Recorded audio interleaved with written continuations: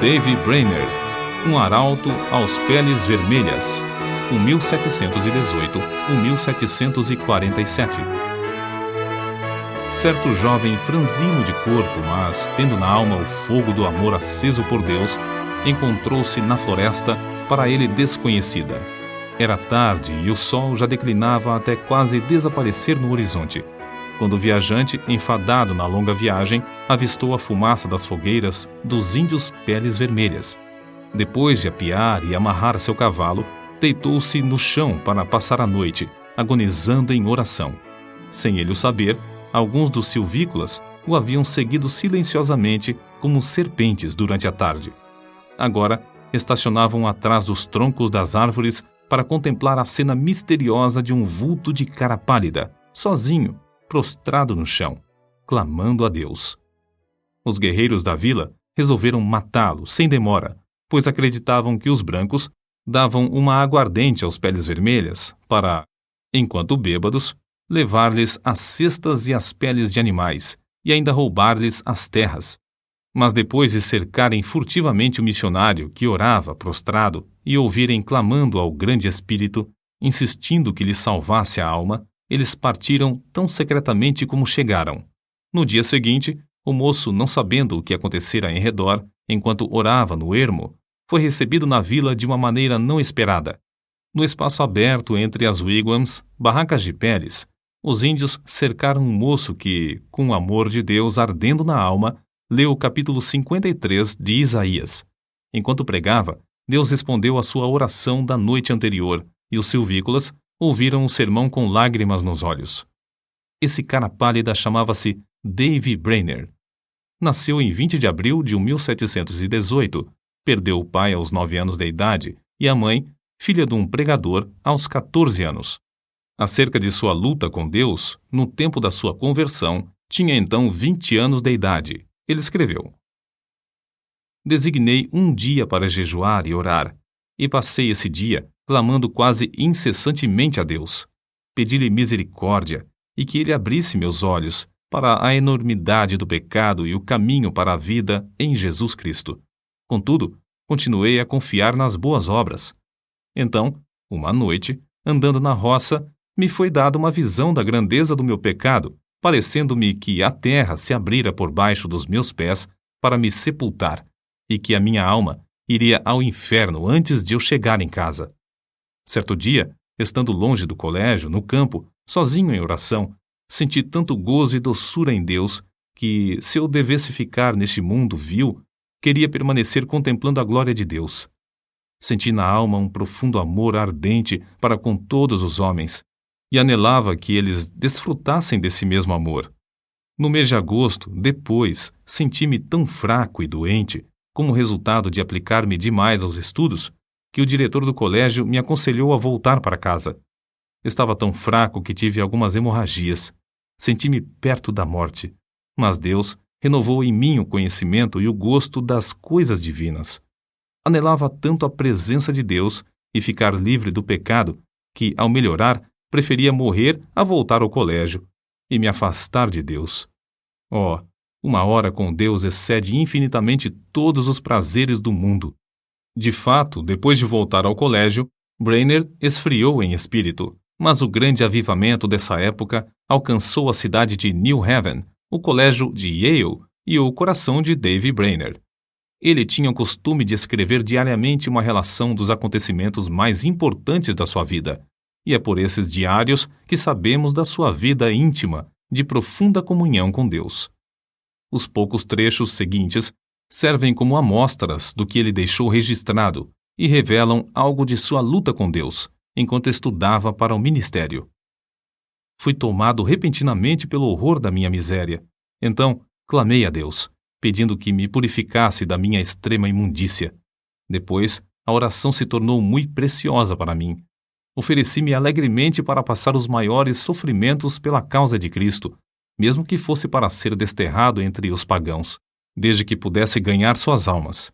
Então, Deus me deu o espírito de lutar em oração pelo reino de Cristo no mundo. Retirei-me cedo, de manhã, para a floresta, e foi-me concedido fervor em rogar pelo avanço do reino de Cristo no mundo. Ao meio-dia, ainda combatia em oração a Deus e sentia o poder do divino amor na intercessão. Passei o dia em jejum e oração, implorando que Deus me preparasse para o ministério, me concedesse auxílio divino e direção, e me enviasse para a seara no dia designado por Ele. Pela manhã, senti poder na intercessão pelas almas imortais e pelo progresso do reino do querido Senhor e Salvador no mundo. À tarde, Deus estava comigo de verdade. Quão bendita a sua companhia!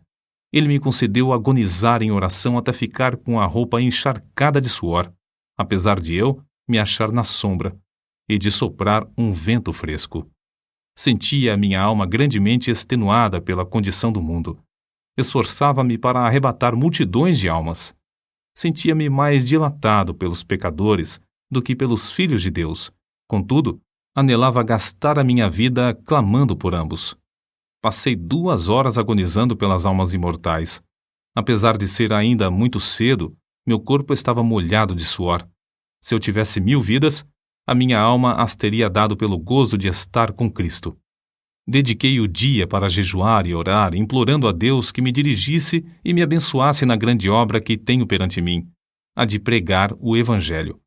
Ao anoitecer, o Senhor me visitou maravilhosamente na oração. Senti a minha alma angustiada como nunca. Senti tanta agonia que me achava ensopado de suor. Oh, Jesus suou sangue pelas pobres almas. Eu anelava mostrar mais e mais compaixão para com elas. Cheguei a saber que as autoridades esperam a oportunidade de me prender e encarcerar por ter pregado em New Haven. Fiquei mais sóbrio e abandonei toda a esperança de travar amizade com o mundo. Retirei-me para um lugar oculto na floresta e coloquei o caso perante Deus. Completados os seus estudos para o ministério, ele escreveu: Preguei o sermão de despedida ontem à noite. Hoje, pela manhã, orei em quase todos os lugares por onde andei, e depois de me despedir dos amigos, iniciei a viagem para o habitat dos índios. Essas notas revelam, em parte, a sua luta com Deus enquanto estudava para o ministério. Um dos maiores pregadores atuais, referindo-se a esse diário, declarou: Foi Brainerd quem me ensinou a jejuar e orar. Cheguei a saber que se fazem maiores coisas por meio de contato cotidiano com Deus do que por pregações. No início da história da vida de Brainerd, já relatamos como Deus lhe concedeu entrada entre os silvícolas violentos, em resposta a uma noite de oração nas profundezas da floresta. Mas, apesar de os índios lhe darem toda a hospitalidade, concedendo-lhe um lugar para dormir sobre um pouco de palha e ouvirem o sermão, comovidos, Brainerd não estava satisfeito e continuava a lutar em oração, como revela seu diário. Continuo a sentir-me angustiado. À tarde, preguei ao povo, mas fiquei mais desanimado acerca do trabalho do que antes. Receio que seja impossível alcançar as almas. Retirei-me e derramei a minha alma pedindo misericórdia, mas sem sentir alívio. Completo 25 anos de idade hoje. Dói-me a alma ao pensar que vivi tão pouco para a glória de Deus. Passei o dia na floresta sozinho, derramando a minha queixa perante o Senhor. Cerca das 9 horas, saí para orar na mata. Depois do meio-dia, percebi que os índios estavam se preparando para uma festa e uma dança. Em oração, senti o poder de Deus e a minha alma extenuada como nunca antes na minha vida. Senti tanta agonia e insisti com tanta veemência que, ao levantar-me, só conseguia andar com dificuldade. O suor corria-me pelo rosto e pelo corpo. Reconheci que os pobres índios se reuniam para adorar demônios e não a Deus. Esse foi o motivo de eu clamar ao Senhor que se apressasse em frustrar a reunião idólatra. Assim, passei a tarde orando incessantemente, pedindo auxílio divino para que eu não confiasse em mim mesmo. O que experimentei enquanto orava foi maravilhoso. Parecia-me que não havia nada de importância em mim, a não ser a santidade de coração e vida, e o anelo pela conversão dos pagãos a Deus. Desapareceram todos os cuidados, receios e anelos. Todos juntos pareciam-me de menor importância que o sopro do vento.